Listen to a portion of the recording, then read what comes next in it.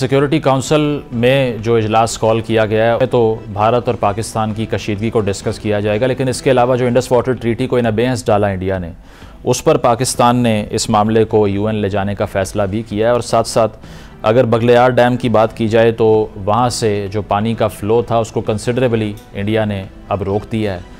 इसके क्या रिपरकशंस होंगे, क्या एकतरफ़ा तौर पर इस ट्रीटी को वायलेट किया जा सकता है और भारत के लिए क्या सैंक्शंस हो सकती हैं, और साथ साथ जो मिलिट्री ऑप्शंस की बात की जा रही हैं उसमें क्या एक्सपेक्ट करना चाहिए हमें, इन तमाम मौज़ूआत पर बात करते हैं। Air commodore retired Khalid Chishti साहब ज्वाइन कर रहे हैं, दिफाई तजिया निगार हैं। कामरान यूसुफ साहब तजिया निगार हैं, आप हमारे साथ मौजूद हैं। आप दोनों का बहुत बहुत शुक्रिया। खालिद साहब, आपसे आगाज़ करूँगा। इंडस वाटर ट्रीटी को लेकर जो अब बगलियार डैम के हवाले से रिपोर्ट किया जा रहा है कि पानी का फ़्लो रोक दिया गया है, एक तो जो आर्टिकल 12 क्लॉज 3 है इस ट्रीटी का, वो ये कहता है कि वन साइडेड, बगैर दूसरी पार्टी के कंसेंट के आप इसमें चेंजेस नहीं कर सकते। इसके रिस्पांस में आपको क्या लगता है जो यूएन जाने का फ़ैसला पाकिस्तान ने किया है उस पर कुछ सैंक्शन किया जा सकता है भारत को, या फिर यहाँ पर भी इंटरनेशनली हमें जस्टिस प्रिवेल होती दिखाई नहीं देगी? एक्सपेक्टेशन है आपको? देखिए, मेरा मानना ये है, बीइंग अ पॉलिटिकल साइंस के स्टूडेंट के या मिलिट्री स्ट्रैटेजी जो मैं पढ़ता रहा हूँ या पढ़ाता रहा हूँ सारी उम्र, दुनिया हर मुल्क को रेलेवेंस के हिसाब से चलती है। यूनाइटेड नेशंस तो आप पहले ही जानते हैं, या किसी भी फोरम पे आप चले जाएं तो जितनी आपकी दुनिया में रेलेवेंस है या कॉमन नेशनल इंटरेस्ट होती है, ट्रेड की हो, इकोनॉमी की हो, सोशल हो, उसी तरह दुनिया डील करती है। आई डो नॉट थिंक कि अगले दिन ही कोई रेजोल्यूशन पास हो जाएगी यूनाइटेड स्टेट से और कंडेम कर देंगे या कोई वार्निंग जारी कर देंगे।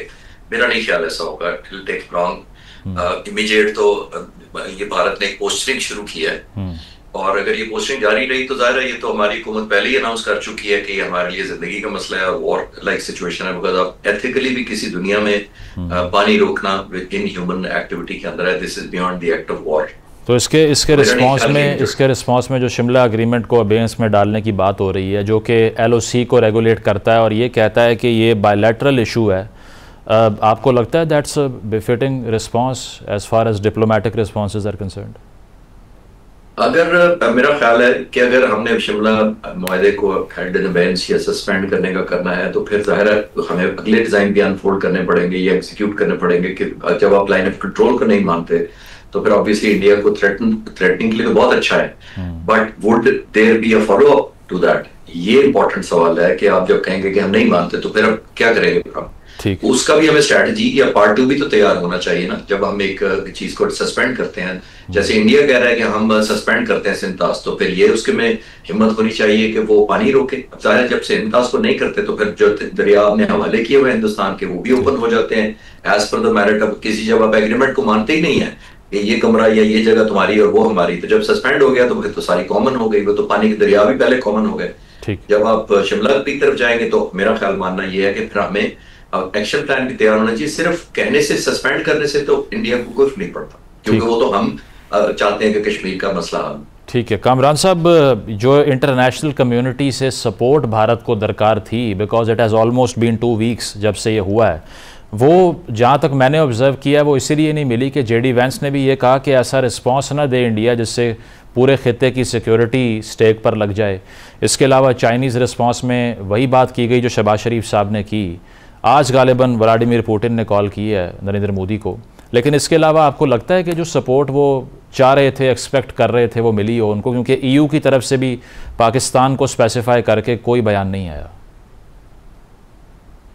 आई थिंक बिल्कुल उनको सपोर्ट नहीं मिली, क्योंकि भारत का जो कद काट है पाकिस्तान के मुकाबले में दुनिया की 5वीं बड़ी मईशत है, 1.5 अरब उनकी आबादी है, उनके पास जो लीवर्स हैं इंटरनेशनल डिप्लोमेसी को, इंटरनेशनल प्लेयर्स को मैनूवर करने के, पाकिस्तान के मुकाबले में कहीं ज़्यादा हैं। रशिया का आपने जिक्र किया, व्लादिमीर पुतिन ने कॉल की, लेकिन जो 2 मई को उन्होंने एस जयशंकर को कॉल की, उनके वज़ीर ख़ारजा ने, और कल पाकिस्तान के वज़ीर ख़ारजा को कॉल की, तो अगर उनका रीड आउट देखें जो एस जयशंकर के साथ उन्होंने बात की, उन्होंने तो इसको लिंक कर दिया जो पहलगाम वाला वाक़या है कश्मीर के साथ, और उन्होंने कहा कि ये जो दोनों मुल्कों के दरमियान तनाज़ात हैं ये 1972 का जो शिमला अकॉर्ड है और 1999 का जो लाहौर डिक्लेरेशन है, जब वाजपेयी बस के जरिए पाकिस्तान आए थे और फिर कंपोजिट डायलॉग शुरू हुआ था।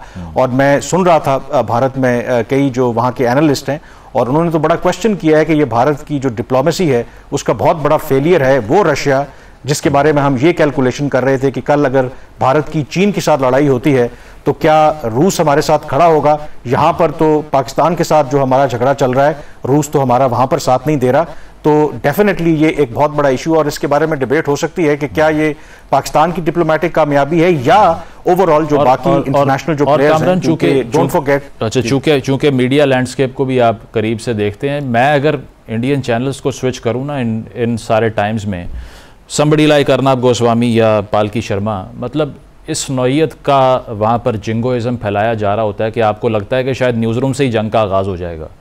तो ये कैसे सेलेबल है? मतलब टीवी के ऊपर बैठ के आप किसी को बेहेड करने की बात कर रहे हैं, कभी आप कह रहे हैं हम फ्लैटन कर देंगे। ये डिलूजन फैलाने में आपको लगता है इंडियन साइड पे बहुत बड़ा किरदार मीडिया का भी है, which is utterly right wing?